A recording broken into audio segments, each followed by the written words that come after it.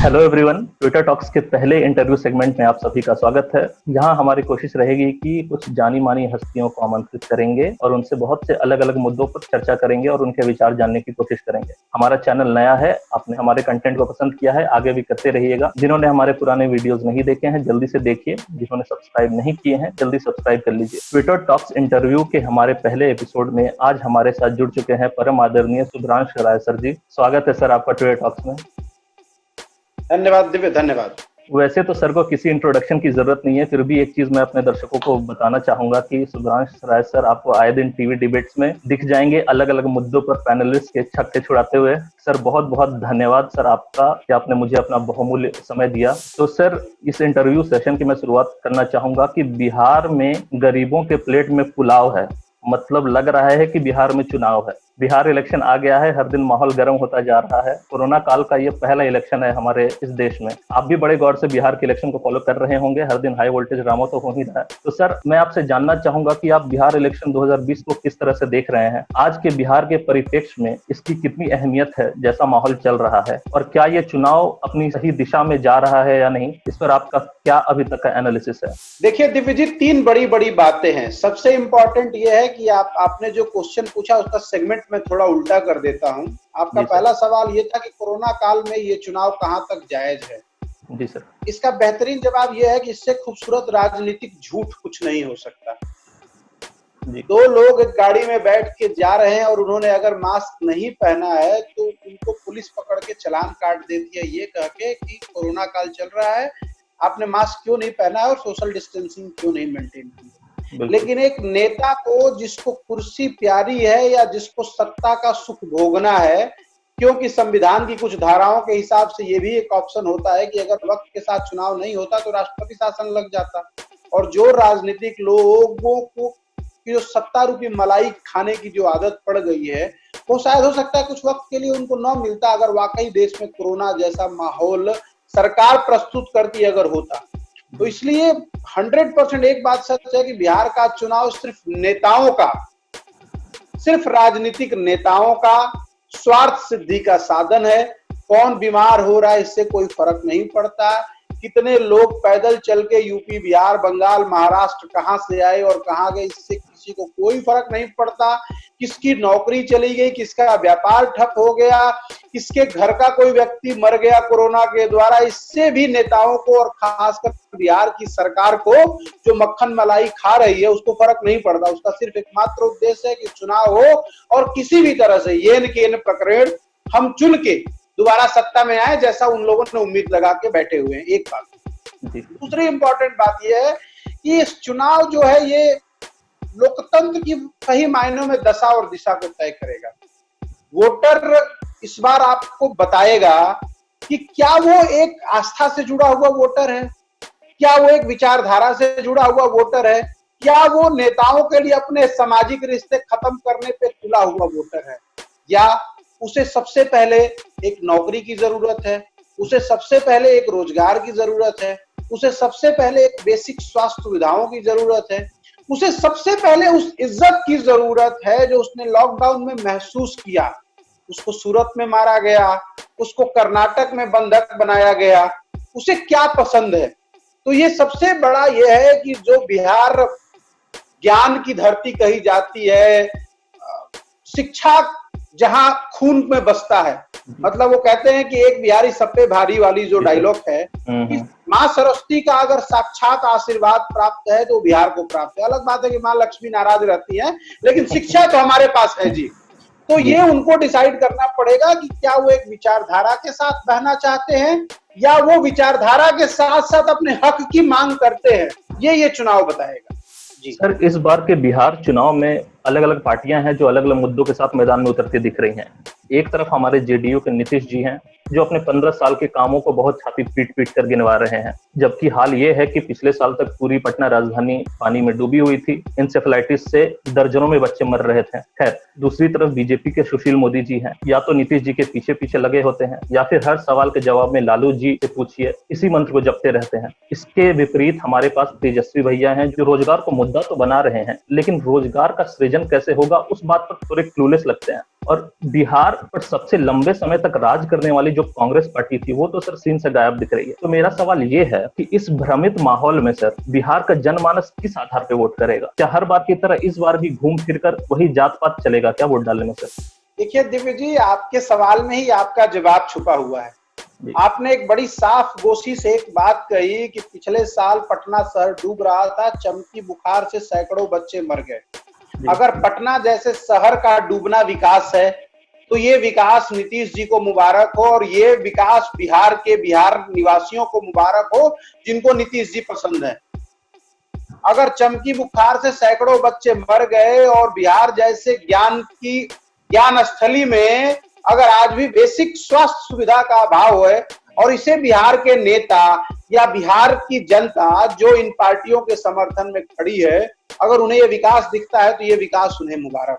क्योंकि किसी का बच्चा मरता है ना दोस्त, तो फिर उससे बड़ा पाप नहीं हो सकता कि जिन राजाओं को, नीतीश जी भगवान है, राजा है बिहार के, जिन राजाओं के कंधों पे जिम्मेदारी है, जिस लालू के कुशासन की चर्चा करके नीतीश जी पिछले 15 साल से सत्ता में है, और बिहार इंटीरियर तो छोड़िए, अगर पटना शहर में स्वास्थ्य सुविधा का ये हाल है, मुजफ्फरपुर में ये हाल है, मुंगेर में ये हाल है, दरभंगा में ये हाल है, छपरा में ये हाल है, तो इंटीरियर गांव बाढ़ बढ़िया का क्या हो रहा है उसके तो भगवान ने मालूम है। तो दूसरा सवाल यह है कि वोट देने वाले को अगर लगता है कि मेरा बच्चा चमकी बुखार में नहीं मरा है, वो तो फलानवा का मरा है, तो भैया नंबर आपका भी आएगा, बहुत दूर मत रहिएगा, इंतजार करिए। और कुछ ही हाल है कि पटना डूबा, उसके लिए अगर वाकई पटना के शहर को डूबने के लिए राहुल जी जिम्मेदार है, सोनिया जी जिम्मेदार है, नेहरू जी जिम्मेदार है, तो आपकी सोच को सत बार नमन। आप डिसाइड करिएगा आपको वोट किसको देना है। तीसरा आपका एक सवाल था कि तेजस्वी भैया बात तो रोजगार की करते हैं, सृजन कहाँ से होगा वो नहीं बताते हैं। देखिए ये सबसे बड़ा चैलेंज है कि सृजन कहाँ से होगा वो नहीं बताते हैं। वो सृजन इसलिए नहीं बता पाते हैं कि शायद वो सत्ता में नहीं है। लेकिन इसका एक छोटा सा समाधान मैं बताता हूँ। जिस दिन बिहार और बिहारी शब्द अपनी अस्मिता पे आ जाएगा, सृजन स्वयं हो जाता है। हमारे लिए और आपके लिए बिहारी एक सम्मान का शब्द है, लेकिन यकीन मानिए बिहारी एक सबसे बड़ी गाली भी है। तो ये आपको डिसाइड करना पड़ेगा कि क्या ये मेरी अस्मिता से जुड़ा हुआ है। जिस दिन वो हमारी अस्मिता से जुड़ा हो जाएगा, हम सवाल पूछने लगेंगे कि पटना में पानी क्यों जम रहा है, यहाँ इंडस्ट्री क्यों नहीं डेवलप हो रही है, यहाँ कारपोरेट ऑफिस क्यों नहीं खुल सकते हैं, जो बंद की हुई फैक्ट्रियां पिछले 15 साल 20 साल 25 सालों से बंद है, उसको खोलने के लिए एक भी कदम नीतीश कुमार जी ने क्यों नहीं उठाया, उसको खोलने के लिए एक भी कदम सुशील मोदी ने क्यों नहीं उठाया।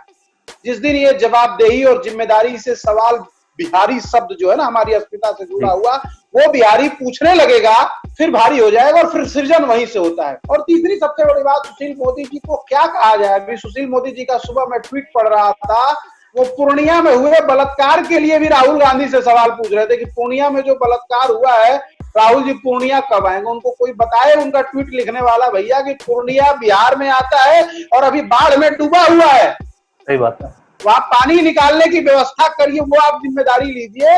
वो वहां जो घटना घटा है उसके लिए 100% जिम्मेदार सुशील मोदी और नीतीश कुमार हैं, जो सत्ता में बैठे हैं।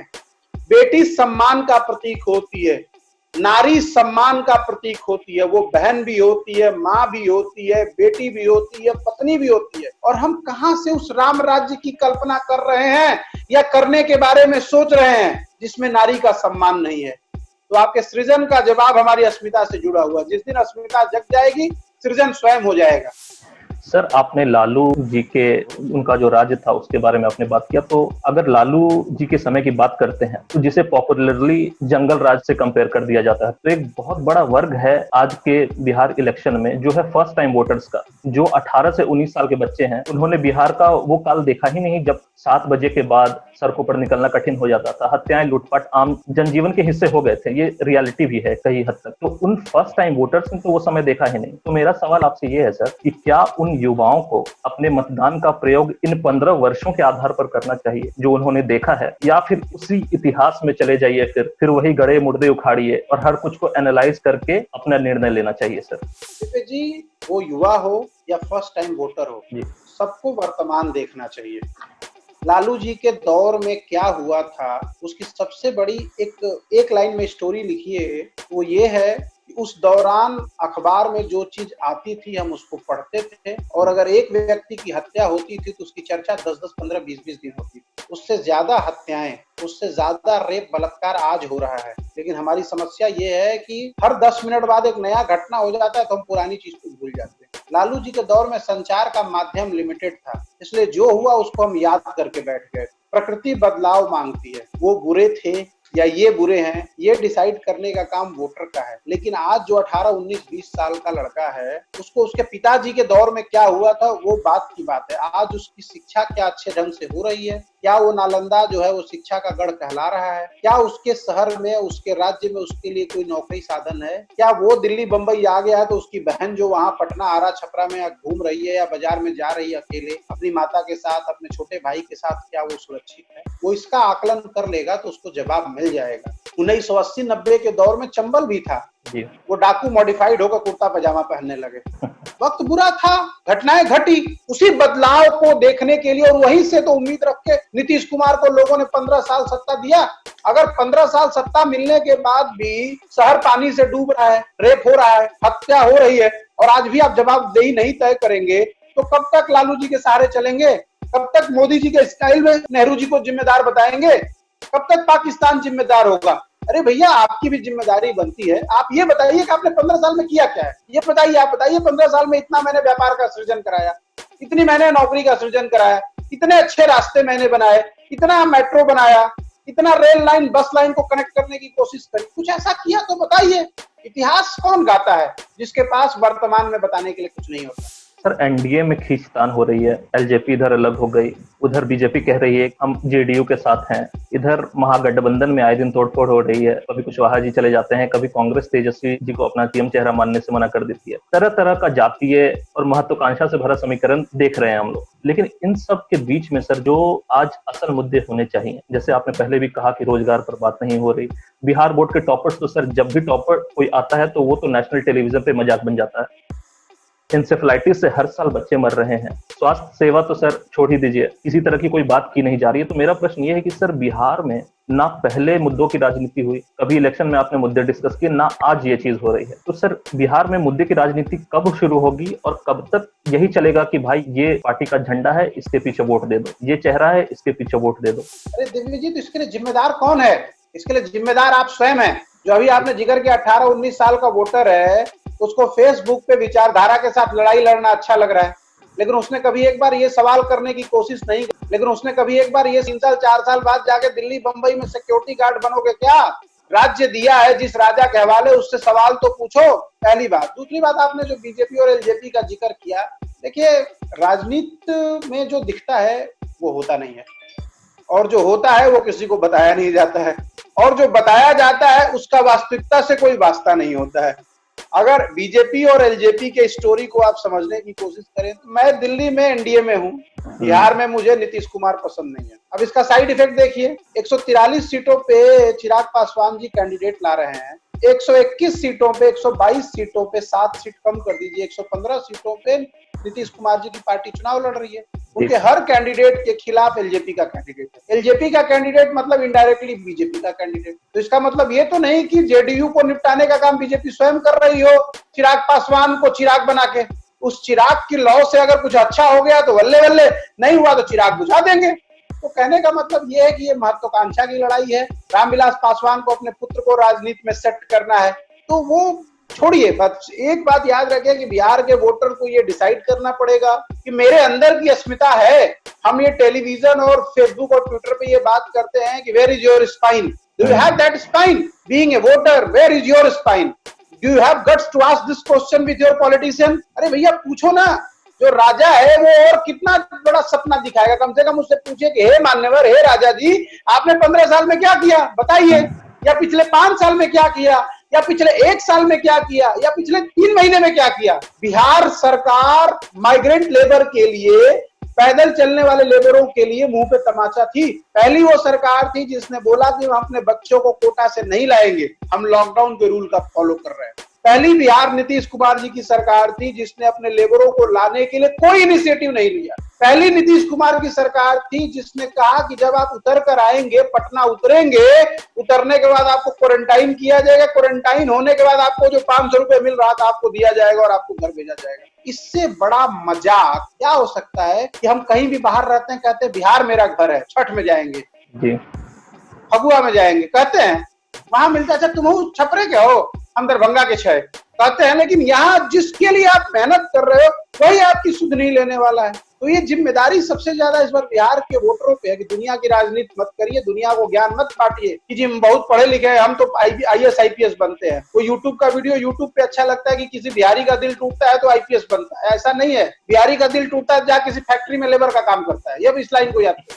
बहुत अच्छी बात बोली सर। एक चीज मैंने नोटिस किया पिछले कुछ महीनों में कि नीतीश जी ने पटना मेट्रो का 2 बार शिलान्यास किया है। एक बार पिछले साल किया था और एक बार अभी कुछ दिन पहले किया है। तो ये सेम चीज का आप 2 बार उद्घाटन शिलान्यास करके ये कौन सा डेवलपमेंट मॉडल आप लोगों के सामने दिखाना चाह रहे हैं? एक बार आपने लोकसभा इलेक्शन में कर दिया, एक बार अब आप विधानसभा में कर रहे हैं। तो नीतीश जी जिस डेवलपमेंट मॉडल को लेकर बहुत छाती पीटते हुए लोगों के सामने आ रहे हैं, वो डेवलपमेंट मॉडल कितना सॉलिड है या फिर वो भी एक खोखली राजनीति का ही हिस्सा है? देखिए दिव्य बाबू, फिर वही आपके सवाल में ही आपका जवाब था। आज राजनीतिक पंडितों को ना, आज नीतीश कुमार जी जैसे नेताओं को पता है कि हम वोटर के दिमाग से खेल सकते हैं। उनके पास उनके झूठ को फैलाने के लिए मशीनरी है, टेलीविजन है, अखबार है, जिसके द्वारा वो फैला देंगे। आपको तो ये बात याद है कि दोबारा उन्होंने उद्घाटन किया। आप अपने अगल बगल घूमते हुए 20 लोगों से पूछिएगा, किसी को याद ही नहीं कि लोकसभा से पहले उद्घाटन क्या हुआ था। उनको आज दिखता है। लोकसभा चुनाव से पहले पिछले विधानसभा चुनाव में 125 लाख करोड़, 65,000 करोड़, 35,000 करोड़, 3,000 करोड़, 8,000 करोड़ करके 125 लाख करोड़ रुपए के नंबर्स हैं जो मोदी जी ने वादा किया था बिहार को देने का। हम आपको स्पेशल राज्य बना रहे हैं, ये दे रहे हैं, वो दे रहे हैं। कागज के रुपए, कागज के नंबर बने और कागज पे ही खत्म हो गए। वो बिहार तक नहीं पहुंचे। किसी नेता को नहीं पता है कि वो रुपए हैं कहाँ। अगर वो रुपए बिहार में आए होते तो बाढ़ में बिहार डूब नहीं रहा होता। अगर वो रुपए बिहार में आए होते तो मेट्रो का फीता 2-2 बार नहीं काटना पड़ता। अगर वो रुपए बिहार में आए होते तो चमकी बुखार से बच्चे नहीं मरते। अगर वो रुपए बिहार में पहुंचे होते तो जो बहुत सारी फैक्ट्रियां बेगूसराय टाइप के इलाके में बंद पड़ी हैं वो सब खुल गई। 9 पुलों का निर्माण होना था, सिर्फ एक ही हुआ, पटना वाला। कहने का मतलब कागज का नंबर एक दिन बोलिए, 10 दिन अपनी मीडिया से प्रचार करिए, फेसबुक से प्रचार करिए, झूठ फैलाइए। कहते हैं ना कि 10 बार बोला हुआ झूठ भी सच लगने लगता है। तो लोगों को अचानक सच लगने लगेगा, फिर अचानक कोई बिहार का बच्चा बॉर्डर पे मर जाएगा, फिर अचानक देशभक्ति आ जाएगी। ये सब घटनाएं लोगों को जब पता हो जाता है कि आपका दिमाग कैसा, आपके दिमाग से आसानी से खेला जा रहा है, तो ये नेता राजनेता खेल ही रहे हैं आपके साथ। सर मेरा ये मानना है कि सरकार तभी अपने किए वादों पर खड़ी उतरेगी जब वो जनता के प्रति जवाबदेह होती है। जब उन्हें ये डर होता है कि भाई वो काम नहीं करेगी तो जनता सवाल पूछेगी या फिर जनता जवाब ना मिलने पर आपको सरकार से हटा भी सकती है। जैसे अगर जेडीयू में बात करें तो सीएम नीतीश कुमार क्यों डरेंगे जब उनके पास ऑप्शंस खुले हैं कि या तो वो बीजेपी से मिलकर सीएम बन जाएंगे या फिर पिछले बार की तरह आरजेडी से मिलकर सीएम बन जाएंगे। तो सवाल मेरा यहाँ ये है सर, ये जो लव ट्रायंगल बना हुआ है बिहार में, इससे बिहार की जनता सर कब तक नुकसान सहेगी? क्योंकि नुकसान तो सर बिहार की जनता का ही है। सीएम बने हुए हैं, मिनिस्टर ही बने हुए हैं। नुकसान तो बीच में बिहार की जनता का हो गया। लव ट्रायंगल बना कौन रहा है? जनता। गलती करेंगे आप तो सजा तो आपको भुगतनी पड़ेगी। 15 साल में अगर जनता को दिखता है कि नीतीश जी ने पास किया तो आप जम के वोट दीजिए। नहीं दिखता है कि नहीं इनका विकास फेल है तो बाइकआउट करिए।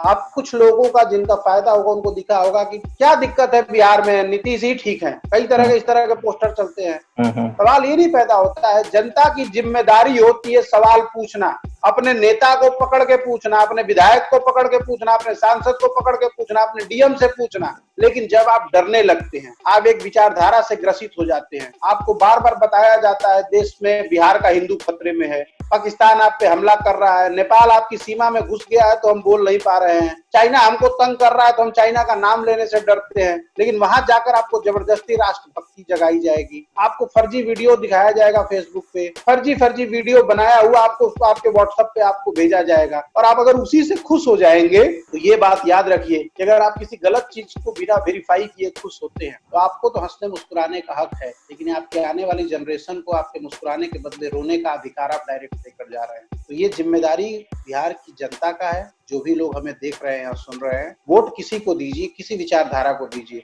लेकिन उससे सवाल पूछिए कि आपको मैंने वोट दिया, आपने मेरा काम किया कि नहीं किया। लव ट्रायंगल अगर आप बनाएंगे तो लव ट्रायंगल का आपको खामियाजा भुगतना पड़ेगा। तो यही जो खिचड़ी वाली राजनीति जो बिहार में चल रही है, उसमें अभी कुछ नए नए चेहरे सर सामने आ रहे हैं। जैसे एक प्लूरल्स पार्टी अभी आई हुई है, जिसने जब अपने कैंडिडेट की लिस्ट जारी की तो उसमें उन्होंने जाति में उन्होंने जॉब डिजिग्नेशन लिख दिया, रिलीजन में बिहार लिख दिया। कन्हैया कुमार जैसे नेता जो हैं, जो कम्युनिस्ट पार्टी को आगे लेकर चल रहे हैं, आम आदमी पार्टी भी मैदान में उतर चुकी है। प्रशांत किशोर जैसे लोग हैं जो अलग अलग राज्यों में जाकर सर इलेक्शन जितवाया करते थे, हालांकि वो अभी गायब है सीन से। तो मेरा सवाल है कि ऐसे राजनीतिक माहौल में इन जैसे लोगों के लिए क्या स्कोप है, या फिर ये भी एक फेल्ड प्रोजेक्ट बनकर रह जाएंगे बिहार के इस ट्रायंगल में या फिर माहौल में? देखिए, जब राजनीति जातियों में जकड़ी रहेगी ना, तब तक आने वाला भविष्य अंधकारमय है। आपने सही नाम लिया, कन्हैया कुमार, प्लूरल्स पार्टी, प्रिया पुष्पम जी। मुझे तो कभी ऐसा फील होता है कि राजनीति अखबारों से नहीं होती है और 2-4-6 महीनों में नहीं होती है। लेकिन फिर भी अगर बिहार की जनता थोड़ी सचेत हो तो मैं स्वागत करना चाहूंगा उनके जैसे पढ़े लिखे लोगों। आप वोट देने वक्त वोट दीजिए तो देखिए कि आपका भला कौन कर सकता है। आप पूछिए अपने नेताओं से कि भाई तुम विकास के लिए यहाँ क्या क्या कर सकते हो। किसी के पास लॉन्ग टर्म का रोड मैप है, उसके हाथ में सत्ता दीजिए। अगर लॉन्ग टर्म का रोड मैप नहीं है तो उससे सवाल पूछिए, और जो आपके वादे को डिलीवर नहीं कर सका, पुराना घोषणा पत्र उठा के देखिए नीतीश बाबू का। सारी जिम्मेदारी अभी नीतीश कुमार और भाजपा की है। पूछिए कि जो मोदी जी ने बिहार के लिए वादा किया था 6 सालों से वो पूरा किया? नीतीश जी का जो घोषणा पत्र है वो पूरा हुआ? कॉमन मिनिमम प्रोग्राम में कितने % काम हुआ है तो वोट दीजिए, नहीं हुआ तो लात मारिए।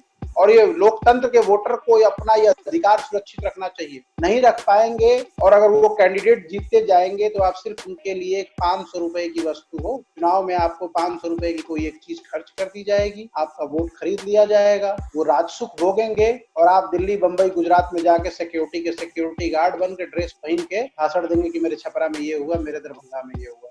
सर, इन जैसे नेताओं का, अभी पुष्पम जी की बात की, कन्हैया की बात की, तो इन जैसे नेताओं के बारे में बात करें तो एक प्रश्न मेरे दिमाग में आता है कि सर, पैरा ट्रूपर्स वाली राजनीति, ये आसमान से नेता टपक जाए, ये वाली राजनीति, ट्विटर पे नेता पैदा हो जाए, ये वाली राजनीति कितनी सफल है? जैसे पुष्पम प्रिया जी ने अपने कैंपेन की शुरुआत में ही खुद को सीएम उम्मीदवार बता दिया। या तो एक ये वाली राजनीति हो गई, या फिर एक दूसरी राजनीति है कि आप जमीन से उठिए, कार्यकर्ता लेवल पे काम करिए। शॉर्ट में कहें तो महत्वाकांक्षा कम हो आपकी, लेकिन काम के प्रति जिम्मेदारी ज्यादा हो। तो आज के राजनीतिक हालात में आपके अनुसार किस तरह का नेता सफल हो सकता है? मैंने आपको एक पीछे बात बताई कि राजनीति में जो दिखता है वो होता नहीं है, जो कहा जाता है वो ऐसा बिल्कुल नहीं होता है। जिसके पिताजी जनता दल यूनाइटेड के MLC हों, उनकी बेटी अलग पार्टी बनाकर लॉन्च करे, कहीं पे निगाहें, कहीं पे निशाना तो है कि अभी तुरंत त्वरित में बिहार डूब रहा था, पटना शहर डूब रहा था, पूर्णिया डूब रहा था। कोई दिखा क्या इनमें से? जमीन पे सिर्फ 2 ही लोग नजर आए थे, एक भारतीय राष्ट्रीय कांग्रेस थे और दूसरे पप्पू यादव थे, जो टेलीविजन पे भी दिखता था। ना हमने नीतीश कुमार को देखा, ना हमने सुशील मोदी को देखा, हमने किसी को नहीं देखा। सवाल ये नहीं पैदा होता, कार्यकर्ता जब पूछने का अधिकार खो देता है और जब उसे सिर्फ ये ट्विटर वाली दुनिया अच्छी लगती है, ब्लू टिक अच्छा लगता है, नंबर ऑफ लाइक्स अच्छा लगता है, फेसबुक की आपकी रीच कहाँ तक पहुंची वो अच्छा लगता है, तो हर आदमी एक आसान सा तरीका अपनाना चाहता है कि जिससे उसकी एक्सेस बढ़े। लोग आज के डेट में 24 घंटे टीवी देखे ना देखे, फेसबुक और व्हाट्सएप देखते हैं। तो राजनीतिक पार्टियों ने भी इसी को अपना हथियार बना लिया है कि हम इसके द्वारा अपनी बातों को फैलाएंगे। दोस्त, मैंने अभी आपको पीछे एक बात बताया कि अगर आप वर्तमान से सवाल नहीं पूछेंगे तो आपके भविष्य को रोना पड़ेगा। आपके बोलने के अधिकार को सीमित कर दिया जाए, आपके कद के हिसाब से आपको पद दिया जाए, आपके संसाधन को सीमित कर दिया जाए, तो ये बंधुआ ही है। ये जवाबदेही तो सरकार की बनती है और एक जागरूक वोटर होने के नाते वोटर का अधिकार है कि अपने भविष्य की बात करे, अपना सवाल करे और बिंदास होकर सवाल करे, आंखों में आंखें डाल के सवाल करे कि मैंने आपको कुर्सी पे बैठाया, आपने मेरे लिए क्या किया? आपने अपने बच्चे के लिए तो बहुत कुछ किया, अपने रिश्तेदारों के लिए बहुत कुछ किया, मेरे लिए क्या किया? अगर आज भी हर साल कोसी में बाढ़ आती है तो सरकार जिम्मेदार है। अगर आज भी शहर डूबता है तो उसके लिए सरकार जिम्मेदार है। आज डिजिटल जमाने में जब हम और आप 1000 किलोमीटर दूर से बात कर सकते हैं, लेकिन हमें ये नहीं पता होता कि हमारे घर के बाहर का जो ड्रेनेज है वो जाम पड़ा है, उसको साफ करने की जिम्मेदारी किसकी है? पटना के मेयर की, पटना की MCD की। पटना का मेयर कौन है? बीजेपी वाले हैं। पटना के 6-7 विधायक कौन है? बीजेपी के लोग हैं। पटना की MCD किसके पास है? बीजेपी के पास है। साफ करिए ना भाई। जाकर उन व्यापारियों से पूछिए जिनकी दुकानों में पानी घुस गया था, जिनका धंधा रुक गया था, जिनका सब सामान 20-20, 25-25, 30-30 दिन तक सड़ गया था, वो लोग फिर दोबारा उनकी रीढ़ की हड्डी सीधी नहीं हो पाई। और उनके लिए कोई योजना नहीं है सरकार के पास कि हम आपको पैसा देकर दोबारा खड़ा करें। नुकसान हुआ, बर्बाद हुआ तो आपका, अच्छा होगा तो सब सरकार ने अच्छा किया। सर, आपने कहा कि बाढ़ के काल में कांग्रेस के कार्यकर्ता सड़क पड़ते हैं, तो मेरा एक सवाल है सर कि कांग्रेस का एग्जिस्टेंस बिहार में इतना कम क्यों हो गया? शायद ही बिहार, अभी मैं अपनी भी बात अगर करूं, युवाओं के मन में अभी कांग्रेस का नाम घूम ही नहीं रहा सर। इसके कुछ कारण हो सकते हैं, या तो वो अपनी बात आम जनमानस तक पहुंचाने में सफल नहीं हो पा रहे हैं, या फिर जनता ने ही नकार दिया है। आज का युवा ना सोशल मीडिया इन्फ्लुएंस है। आपने अच्छी पढ़ाई करी है, अगर आपको जॉब आपके टाइम पे मिली होती ना, जो आपका विजन और ड्रीम प्लान था, तो शायद आज आप अपना ये यूट्यूब चैनल नहीं चला रहे हो। लोगों को एक ओपिनियन दिया गया है, कांग्रेस करप्ट पार्टी है, लोगों के दिमाग में बैठाया गया है हर बुराई की जड़ कांग्रेस, कांग्रेस हिंदू विरोधी है, कांग्रेस करप्ट है, मतलब हर जितनी गलती है सब कांग्रेस, नेहरू, राहुल, प्रियंका, सोनिया सब। इसका नतीजा ये हुआ कि आप कांग्रेस से दूरी बनाते गए। कांग्रेस ने आपको बोलने की आजादी दी थी और सवाल पूछने के लिए आरटीआई दिया था, जिसको इस सरकार में खत्म करके पंगु कर दिया गया। लालू जी का अपना अलग फैक्टर है, नीतीश जी का अपना अलग फैक्टर है, बीजेपी का अपना अलग फैक्टर। लेकिन इन सारी चीजों को जब फुर्सत से सोच कर देखिएगा तो एक बार पूछना तो पड़ेगा ना कि आखिर मैं जिसका विरोध कर रहा हूँ क्या वाकई उसने मेरा नुकसान किया? वो सोशल मीडिया पे इसलिए नहीं दिखते या टीवी में नहीं दिखते कि टीवी जो है वो एक विचार, एक भक्ति दिखा रहा है, वो एक विचार झूठ को सच दिखाने की कोशिश कर रहा है, इसलिए उसको नहीं दिखाता। लेकिन जो आदमी पैदल चल के आया होगा बंबई से, दिल्ली से, गुड़गांव से बिहार में, उसको पता हुआ होगा ना कि उसके पैदल आने के लिए जिम्मेदार कौन है। उसके पैदल जाने के जिम्मेदार मोदी जी थे। इसका मतलब वो चाहते थे कि आप पैदल जाइए। तीसरी बात यह है कि किसी दिन आप अखबार पढ़ते हैं, एयरपोर्ट बिक गया, रेल बिक गया, मेट्रो बिक गई, भारत पेट्रोलियम बिक रहा है, रोज ही कुछ ना कुछ बिक रहा है। अरे भाई, बनाया किसने? हमारे आपके साथ, आज के युवाओं के साथ एक दिक्कत यह है कि हम रिसर्च नहीं करते, हम जजमेंटल हो जाते हैं। जो हमें झूठ की दुनिया फेसबुक पे दिखाया जाता है, या ट्विटर पे दिखाया जाता है, या व्हाट्सएप पे दिखाया जाता है, या जो टेलीविजन पे दिखाया जाता है, या शाम को कुछ प्राइम टाइम डिबेट में आप देखेंगे एक एजेंडा चलाया जाता है, वो एजेंडा हमारे दिमाग में बैठ रहा है। वैसे ही कहते हैं ना कि 100 बार झूठ बोलिए वो सच लगने लगता है, उसको आप सच मान लेते हैं, जिसका खामियाजा आप स्वयं भुगत रहे हैं। आए तो थे मोदी जी भी 10 करोड़ रोजगार देने, 14 करोड़ नौकरी खा गए। आए तो थे अर्थव्यवस्था को बड़ा करने, मजबूत करने, आज हम माइनस जीडीपी में हैं। End of the day affected हम ही और आप हैं। या आपको डिसाइड करना है कि आप फ्री राशन की कैटेगरी में रह रहे हैं या सवाल पूछने की कैटेगरी में रह रहे हैं। सर, गुप्तेश्वर पांडे जी बहुत चर्चा में है। सुशांत सिंह राजपूत का फैक्टर कहा जा रहा है जो बिहार चुनाव को इन्फ्लुएंस करेगा। तो मैं चाहूंगा कि आप एक एक करके इन दोनों विषय पर अपनी राय दें कि क्यों गुप्तेश्वर पांडे जी का रिटायरमेंट लेकर इलेक्शन लड़ना एक इशू है, और क्या आपको लगता है कि सुशांत सिंह राजपूत का मुद्दा बिहार इलेक्शन में कुछ बड़ा माहौल बना रहा है? सुशांत सिंह राजपूत का मुद्दा है, आप स्वयं से पूछेंगे तो आपको इसका उत्तर मिल जाएगा। मुझे याद है कि पद्मावत फिल्म रिलीज हो रही थी और उसके लिए कुछ तोड़-फोड़ मारपीट हुआ था। तो सुशांत सिंह राजपूत ने कहा था कि मुझे शर्म आ रही है कि मैं राजपूत, मेरा सरनेम राजपूत। पहली बात। दूसरी बात, एम्स के डॉक्टरों के पैनल ने 3 दिन पहले बोला कि सुशांत राजपूत ने आत्महत्या करी है। आज सीबीआई ने भी अपने रिपोर्ट में दिया कि उसने आत्महत्या करी है। बदले में क्या हुआ? सुशांत का 10 लड़कियों के साथ नाम आया, ये उसकी एक्स है, ये उसकी वाई है, नशे में आया, ड्रग्स लेता है, ये करता है, यहाँ फ्लाइट लेकर गया, यहाँ चार्टर्ड लेकर गया। देखिए, मीडिया को एक मसाला मिला था, सुशांत सिंह राजपूत का संबंध बिहार से था। उस बिहार से जहाँ सुशांत सिंह राजपूत पिछले साल आया था, उसके बाद 15 साल पहले आया था। सुशांत के पिताजी वगैरह सब हरियाणा में रहते हैं, फरीदाबाद में रहते हैं। तो जबरदस्ती का बनाया हुआ एजेंडा है। उनके एजेंडा बनाने से कुछ लोगों का फायदा हुआ, टीआरपी की रेस चली, किसी चैनल को कुछ मिल गया, किसी एक्ट्रेस को कुछ मिल गया, सबकी अलग अलग महत्वाकांक्षा थी। बदले में क्या हुआ? सबसे ज्यादा छलेदर हुआ। तो ये बताइए, आपको अपने पड़ोसी की चिंता नहीं है, आप सुशांत सिंह राजपूत के नाम पे वोट देने जाएंगे? आप कितना बिहारी के लिए चिंतित है? आप बिहारी के लिए चिंतित होते तो जब दिल्ली बंबई आप आते हैं, आप लाके एक बिहारी को नौकरी लगाते। आप बगल वाले से दोस्ती नहीं रखते। जब पता चल जाएगा कि ये भी बिहारी है तब उससे दोस्ती नहीं रखते। ये कड़वा सच है। तो न्यूज था, न्यूज में लोगों ने न्यूज को एंजॉय किया, क्योंकि आजकल लोगों को थोड़ा इस तरह का चटकदार, पटकदार, मसालादार न्यूज अच्छा लगता है, लोगों ने देखा। एक बात। दूसरी बात, अब आइए गुप्तेश्वर पांडे की। गुप्तेश्वर पांडे जी कैसे पुलिस वाले हैं ये तो मुझे नहीं मालूम, लेकिन महत्वाकांक्षी हैं, इसमें कोई डाउट नहीं है, अति महत्वाकांक्षी है। 2009 में भी उन्होंने वीआरएस लिया था लोकसभा का चुनाव लड़ने के लिए, वापसी वीआरएस की हो गई। जब एक अधिकारी को ना टीवी पे आने की आदत पड़ जाए ना, कैमरे के सामने बोलने की लत लग जाए, तो जान लीजिए कि उसके अंदर का राजनेता पैदा हो रहा है। तो इस देश में राजनीतिक महत्वाकांक्षा रखना कोई बुरा नहीं है। उन्हें भी लगता है कि होगा कि शायद खाकी से ज्यादा ताकतवर खादी है, तो उस खादी के लिए वो आना चाहते हैं, क्योंकि सेवा भाव तो अब एक ड्रामा और मजाक बन के रह गया है। सेवा करने वाला व्यक्ति डायरेक्टर जनरल ऑफ पुलिस अपने पद पे रह के भी अपने क्षेत्र की सेवा कर सकता था, बहुत सारे युवाओं को मौका दे सकता था। उन्होंने कितना दिया कितना नहीं दिया वो तो उस क्षेत्र की जनता बताएगी। लेकिन एक बात तो सच है कि खाकी पहनने वाले को भी शायद खादी में ज्यादा मजा आ रहा है। तो हो सकता है खादी ज्यादा पावरफुल है, इसलिए गुप्तेश्वर पांडे जी गुप्त विधि से उस खादी को अपनाना चाहते हो। उसके लिए उन्हें एडवांस में बहुत बहुत शुभकामनाएं और बधाई, क्योंकि लोकतंत्र और संविधान ये अधिकार देता है कि हर व्यक्ति चुनाव लड़े, और अगर वो लड़ना चाहते हैं तो इसमें कोई बुराई नहीं। सर, इस इंटरव्यू का आखिरी सवाल आपसे पूछूंगा, इसको समाप्त करेंगे कि आज से कम 20 से 30 दिन बाद लोग अपने घर से निकलेंगे, वोट का बटन दबाएंगे, तो एक युवा के लिए, एक मध्यम वर्गीय परिवार के लिए, एक सेंसिबल वोटर के लिए उनके दिमाग में उस बटन को दबाने के वक्त क्या चीजें होनी चाहिए जिसको वो दिमाग में रखकर अपना वोट डाले, ताकि आगे का 5 साल, आगे का 10 साल बिहार में वैसा ना गुजरे जैसा अब तक गुजरता आया है। बिहारी अगर ज्ञान का प्रतीक है, बुद्धि का प्रतीक है, शिक्षा का प्रतीक है, तो वो सरकार से सवाल करके अपने सुनहरे भविष्य के लिए वोट डाले, या ऐसा डालेगा। लेकिन बिहारी अगर सो कॉल्ड चलती फिरती गाली है, अगर इस शब्द का प्रतीक है, तो फिर से वो जातिवादी समीकरण के हिसाब से वोट देगा।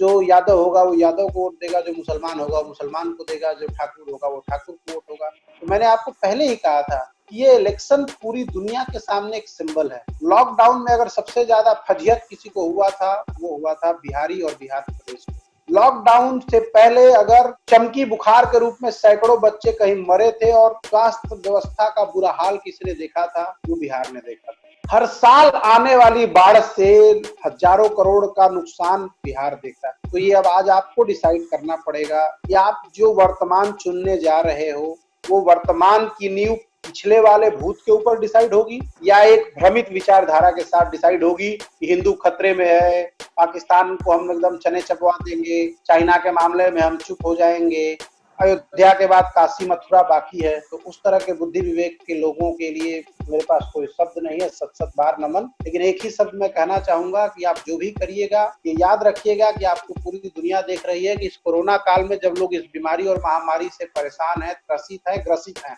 तो भी भारतीय जनता पार्टी और नीतीश कुमार जी समय पे चुनाव करा रहे हैं। बताइए इससे बड़ी विडंबना और क्या हो सकती है। तो ये इस बार के वोटर को ध्यान देना होगा कि वो किसी के हाथों का खिलौना नहीं है, उसके वोट में ताकत है। अपने वोट से वो सरकार बनाता भी है, अपने वोट से वो सरकार गिराता भी है। उसने अच्छा किया है तो उसको इनाम देने का, बुरा किया है तो उसको कुर्सी से धक्का मार के गिराने का। सर, तो इसी के साथ हम आज का ये इंटरव्यू सेशन खत्म करेंगे। सर, मैं आपका बहुत बहुत आभारी हूँ जो आपने इतने अच्छे से, इतनी सरलता से मेरे सवालों का, या मैं तो कहूंगा कि बिहार के मन में उठ रहे जितने सवाल हैं उनका जवाब दिया। सर, जाते जाते जो हमारा ये टुडे टॉक प्लेटफॉर्म है उसके बारे में सर 2 शब्द आप कह देंगे। सर, सारांश यही है कि आप बिहार के युवा हैं। जी सर। आपने जो इनिशिएटिव लिया है, ये जरूरत भी है और ये मजबूरी भी है कि आप जैसा हर उद्यमी जो इस देश में बिलियन डॉलर की कंपनी खड़ा करने का दम रखता है, उसके लिए स्टार्टअप मॉडल अच्छा है कि आपकी आवाज घर घर तक जाए और साफ शब्दों में जाए और सच्चाई के साथ जाए, जिसमें ईमानदारी हो, न कोई दबाव नहीं हो, कोई झूठ का मिलावट नहीं हो, किसी के एजेंडा को आप ड्राइव नहीं कर रहे हैं। और ये आपका प्रयास बहुत बेहतरीन है। कम से कम आपके इस प्रयास के द्वारा आज का समाज सच देखेगा तो इतना तो अच्छा फैसला कर लेगा कि हमें सच देखना है, हमें सरकार का चलाया हुआ एजेंडा टेलीविजन पे नहीं देखना है। और इस वेंचर के लिए आपको बहुत ढेर सारी शुभकामनाएं मेरी तरफ से। आप खूब मन लगा के काम करिए, बिंदास होकर काम करिए। ऊपर वाला एक ही जन्म देता है। अगर ये आपकी ताकत, आपकी आवाज है, उस आवाज को अपनी ताकत बनाइए, जन जन तक इस भाषा और शब्द को पहुंचाइए। जब एक बार आदमी आपके प्रोग्राम और आपके चैनल के बारे में बात करे तो उसे लगे कि नहीं, सच अगर कहीं दिखाया जाता है वो दिव्य प्रणय के साथ है। बहुत बहुत धन्यवाद शुभ्रांशु सर, आपने अपना बहुमूल्य समय निकालकर सर मुझसे बातचीत की। आशा है सर कि भविष्य में भी आप हमारे साथ जुड़ेंगे सर, हमें धन्य करेंगे सर। बहुत बहुत प्रणाम सर।